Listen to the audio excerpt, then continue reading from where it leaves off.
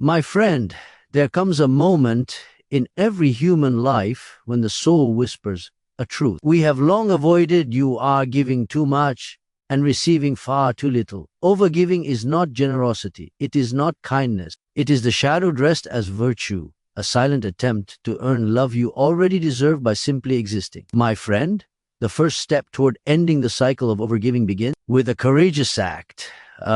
Seeing what has long remained unseen within you. Every pattern you repeat in your relationships, especially the ones that leave you drained and quietly aching, has roots deep beneath the surface of your awareness. Overgiving is not a habit you consciously choose. It is a force that rises from the hidden places of your psyche, guiding your actions long before your mind has time to question them. That is why it feels automatic. Why you say yes, even when your entire being whispers. Know why you continue giving long after your emotional cup has run dry. It does not come from your will. It comes from your wound. There is a part of you that learned long ago that love was not simply received, it was earned.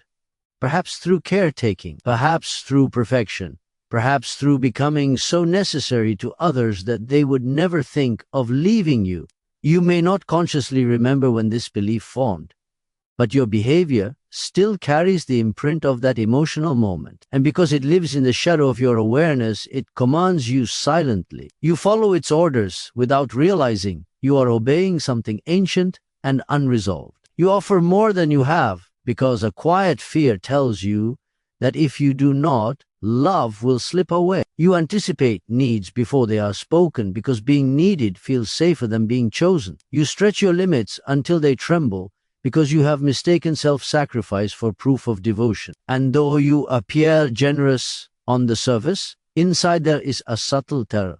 The terror of being deemed not enough unless you are constantly giving, fixing, supporting, and holding others up. When you finally dare to look within, you uncover that this pattern is not moral or noble. It is simply unexamined. It is the shadow seeking healing, not applause. Seeing this truth does not mean judging yourself. It means freeing yourself. For the shadow is not your enemy. It is a messenger pointing you toward the places where your heart still longs to be understood. To truly recognize this inner pattern, you must watch yourself gently, without shame or harshness. Notice how your body reacts when someone asks for something from you.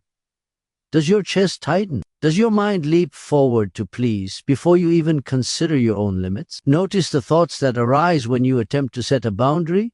Does guilt surge? Do you feel selfish, unkind, or somehow wrong simply for protecting your own energy? These reactions are not the voice of your highest self.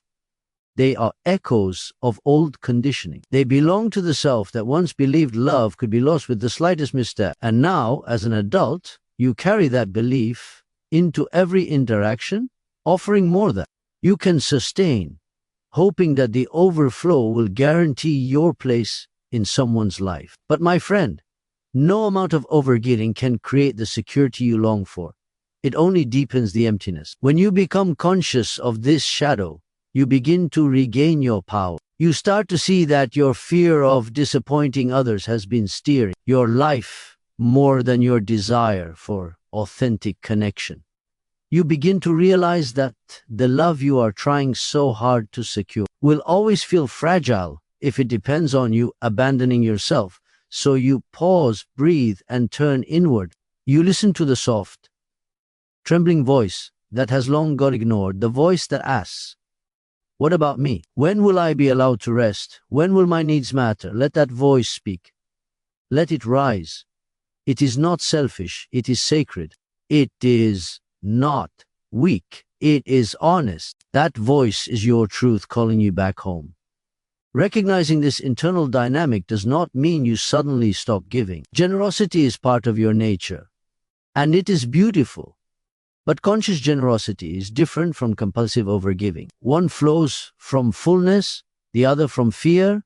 One nourishes your relationships, the other erodes your spirit. Awareness draws the line between the two. As you bring this pattern into the light, You reclaim the right to choose when to give, how to give, and to whom. You learn that your worth is not measured by your sacrifice. You understand that real love does not demand the shrinking of your boundaries or the silencing of your own needs. You see that every time you betray yourself for the comfort of another, you teach them to expect your disappearance. But when you stand firmly in your truth, when you give from intention rather than fear, you invite them into a deeper, more honest connection with you. So take this moment here and now to acknowledge the shadow without running from it. Let the awareness settle in your heart. You have been giving not only to love others, but to avoid losing them. And this realization is not an indictment, it is liberation. For once you understand the root of your overgiving, you can unlearn it. Once you see the shadow, you are no longer ruled by it. And from that clarity, a new way of loving becomes possible. One where you no longer disappear to be worthy. Only when you see the truth within can you finally choose the truth beyond it. My friend, once you begin to see the shadow that drives your overgiving, the next step is both profound and unsettling. You must reclaim the self you have abandoned along the way. For many people, the instinct to give endlessly, to fix, to soothe, to carry more than they share is not rooted in pure kindness, but in a gradual forgetting of their own identity. Over time, you may have shaped yourself into what others needed, expected, or demanded, until the contours of your true self blurred beneath the weight of constant accommodation. There is a quiet tragedy in this, not loud, not dramatic, but subtle. A slow erosion of your essence in the name of love. You give parts of yourself away, your time, your energy, your boundaries, your voice, believing that this is what relationships require. But in truth, what you have been doing is shrinking, step by step, believing this contraction is necessary for connection. Yet connection cannot grow where the self has been dimmed to a faint light. Reclaiming yourself does not mean pulling away from others. It means returning to the inner home you have neglected. There is a part of you that has grown accustomed to placing your needs last, perhaps because you were taught that prioritizing yourself was selfish or unkind. So you learn to blend into the background, to become useful rather than visible, agreeable rather than authentic. And as the years passed, you forgot that your individuality is not a disturbance to love, but the very foundation of it. You must rediscover the voice within you that once spoke with clarity and confidence. Listen to the desires you silenced because you feared they would inconvenience someone. Feel the boundaries you softened because you believed they would push someone away. These parts of you are not lost. They are simply waiting for your permission to rise again. There is something sacred about reclaiming your identity. It is not loud or forceful, it is a returning. You sit with yourself and ask gently, what do I need? For some, this question feels almost foreign, as though the idea of having needs is strange. But that discomfort is the first sign of how deeply you have abandoned yourself. And now, you must call yourself back. You do not need to demand anything from the world. You only need to become present to yourself. Notice when you say yes, while your spirit says no.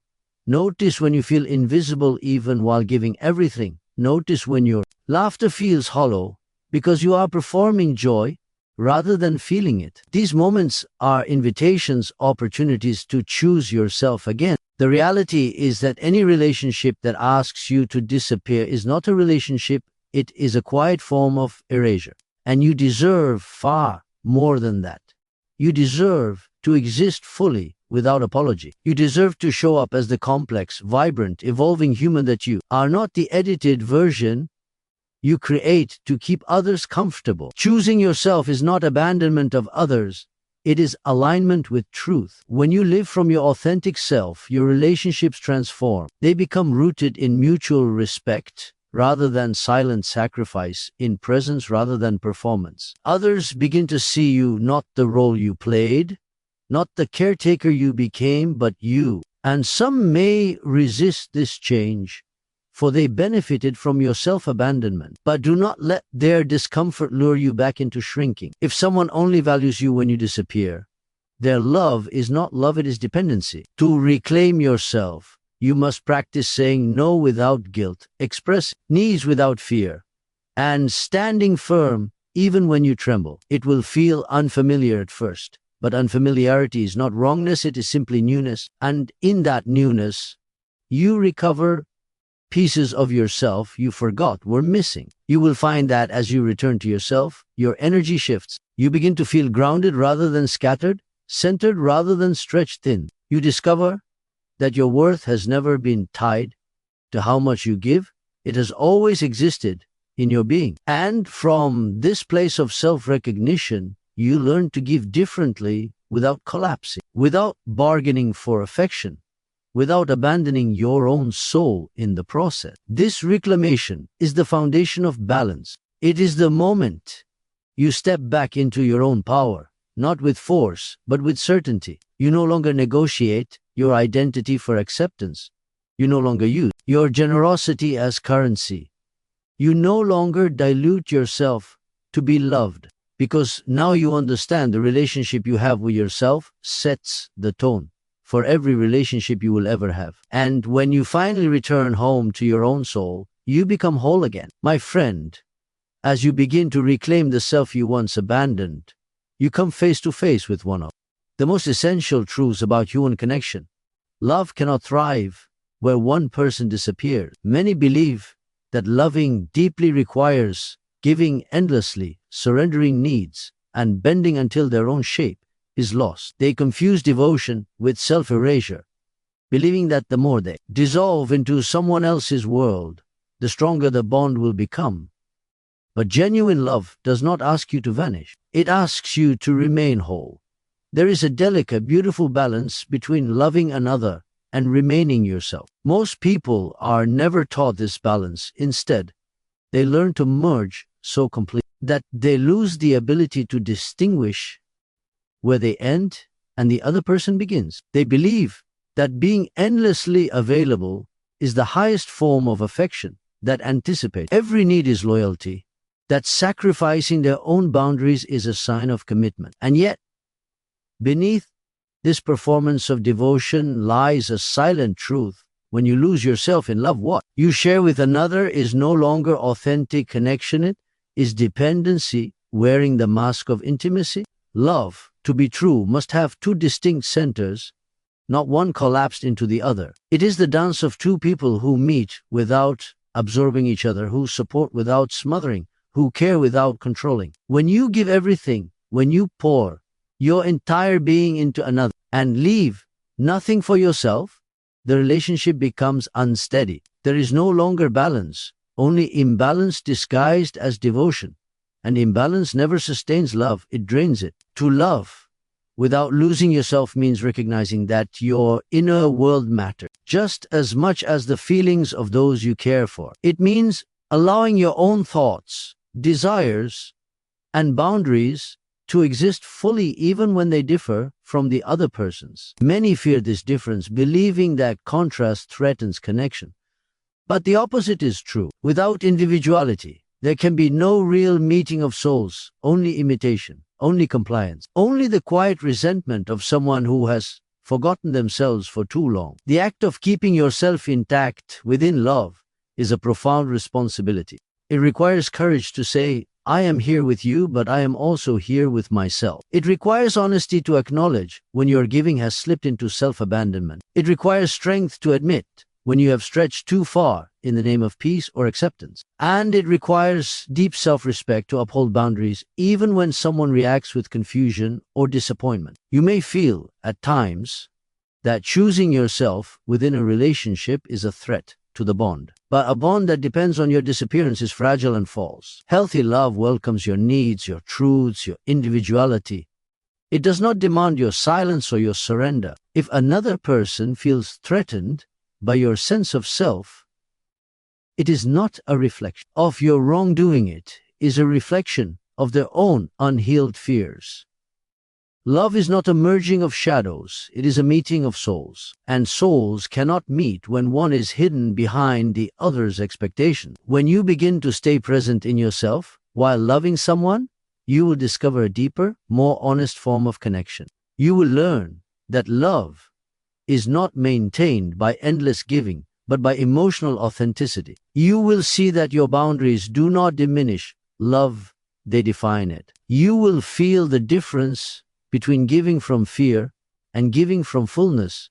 One depletes you, the other nourishes both of you. Your relationships will transform when you realize that your presence is more valuable than your sacrifices. You do not need to bend yourself into pleasing shapes to deserve affection. You do not need to anticipate every need, calm every storm, or carry more than your share. What truly strengthens a bond is the ability to remain yourself while standing beside another. And when you allow yourself to remain whole, something remarkable happens. The other person can finally love you, not the version of you that overgiving has created. When you stop disappearing, you make space for authentic love to emerge. Love that recognizes you, respects you, and meets you as an equal, not as someone who must constantly prove their worth, but as someone who already possesses it. To love without losing yourself is to honor the sacred truth that you are not here to fade behind someone else's brightness. You are here to shine alongside them. My friend, as you begin to understand that true love cannot ask you to disappear, you must now journey inward to a place many avoid, the chamber where your earliest wounds still breathe. Overgiving is not a habit born in adulthood, it is the echo of the child you once were. A child who learned often silently, often painfully, that love was conditional, that care had to be earned, and that safety depended on pleasing others. This child still lives within you, shaping your relationships more than you realize. If you look closely, you will see that your compulsion to give and give until nothing is left is not fueled by generosity, it is fueled by fear. Fear that if you stop giving, you will lose love. Fear that if you speak your needs, you will be seen as difficult. Fear that if you stop performing, you will be forgotten. These fears did not arise in a vacuum. They are the emotional scars of moments when love felt uncertain, when affection came with expectations, or when being your true self felt dangerous or unwanted. So ask yourself gently, who taught you that your needs were too much? Who taught you that your emotions were inconvenient? Who taught you that peace depended on your ability to swallow your truth? These teachings were not lessons, you did not choose them. They were survival strategies, formed when you were too young to know another way. The child within you crafted these patterns not out of weakness, but out of a profound desire to stay connected, to stay cared for, to stay safe. But my friend, you are no longer that child. You no longer need to earn your place in anyone's heart. You no longer need to silence yourself to maintain harmony. Yet your inner child does not know this. To them, the world still operates by the same old rules. And so they push you to give more, to shrink more, to carry more, believing that this is the only way to avoid abandonment. To stop overgiving, you must turn toward this child with compassion, not judgment. Do not shame them for feeling afraid. They protected you the only way they knew how. Sit with that younger version of yourself, not with impatience, but with tenderness. Listen to their fears, however irrational they may seem.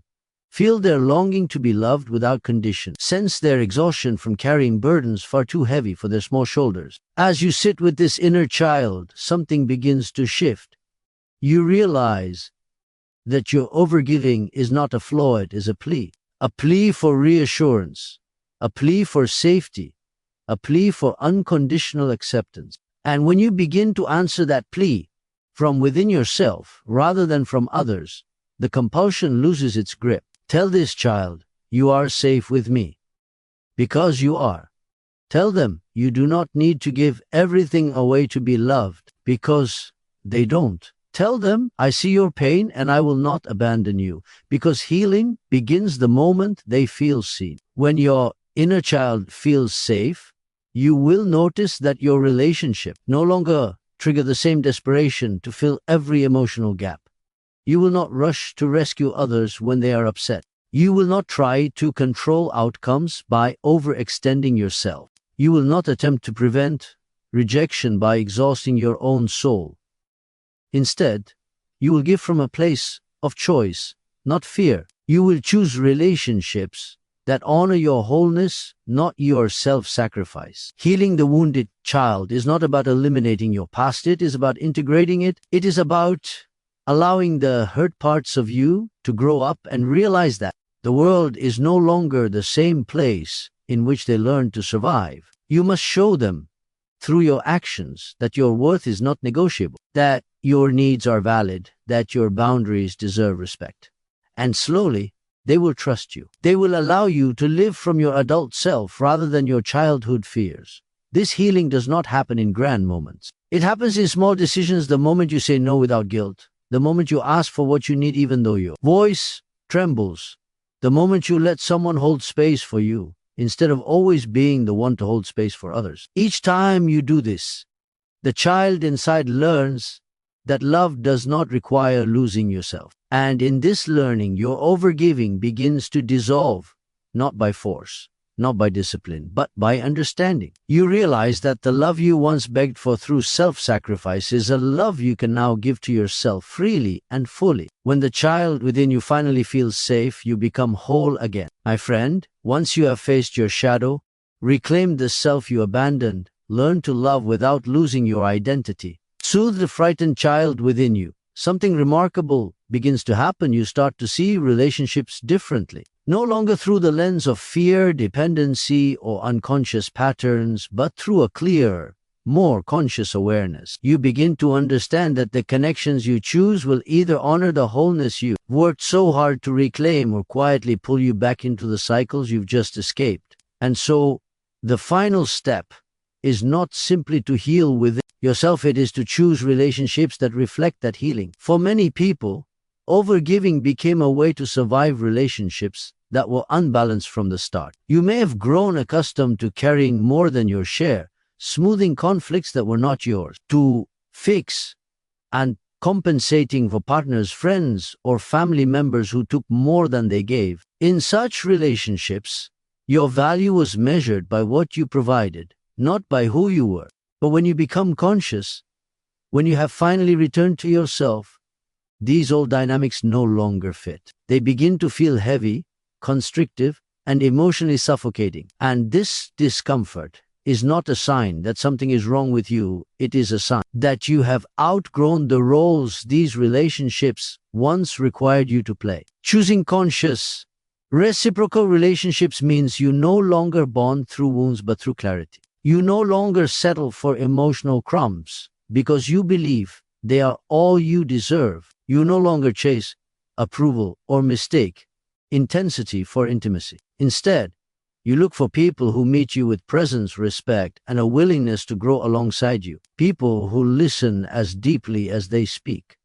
People who give as willingly as they receive. People who see you not as a resource to drain, but as a soul to honor. Such relationships are not built on dependency but on mutual recognition. They require both individuals to show up as themselves, not as caretakers, saviors, or silent supporters. And they require honesty, the kind of honesty that allows you to say, this is what I feel, this is what I need, and this is where my boundary stands, without fear of being punished or abandoned for speaking your truth. In conscious relationships, your needs are not burdens.